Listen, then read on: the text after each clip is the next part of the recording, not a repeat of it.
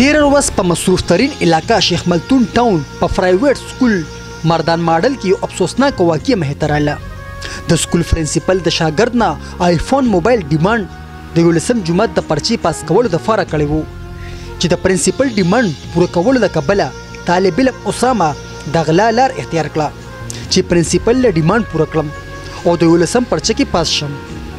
دته دا پته نه وه چې دا ډیمانډ به زما د مرګ سبب جوړیږي. اسامه چې د 11 جماعت طالب علم و د خپل ملګري شیرداد سره د غلا یو پلان جوړ کړو. کله چې د غلا په غرض سکول ته ورداخل شول نو دغه وخت د مخالف طرف نه په دوی باندې فایرنګ شروع شو. د پولیس وینا وه چې شیرداد ویل چې کله ما فایرنګ شروع کړو نو زما نه فایرنګ باندې خپل ملګري ولګېدو او په ځای مړ شو. نن هغه ملزم کم نه چې خپل ملګری اسامه په فایرنګ لګېدلی و هغه ملزم گرفتار کړل شو چې نن د قانون په حراست کې دی. چونکہ उस वक्त जो ये हमें चौकीदार हमें बता रहे थे कि जो रिपोर्ट दे रहे थे हमें खुद जो है इस पे शकूक शुबहात हमारे जो है वो हाँ हो रहे थे कि ये जो है झूठ बोल रहा है.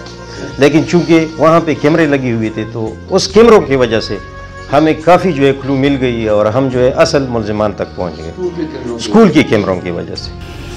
د شیخ ملتون ټاون سرکل DSP طیب خان میډیا سره په خپل پریس کانفرنس کې وویل چې دا کیس د پولیس لپاره یو چیلنج و چې د پولیس ساینسي خطوطو او کیمرو په ذریعه ملزم ته ورسېدل او گرفتار یې کړو.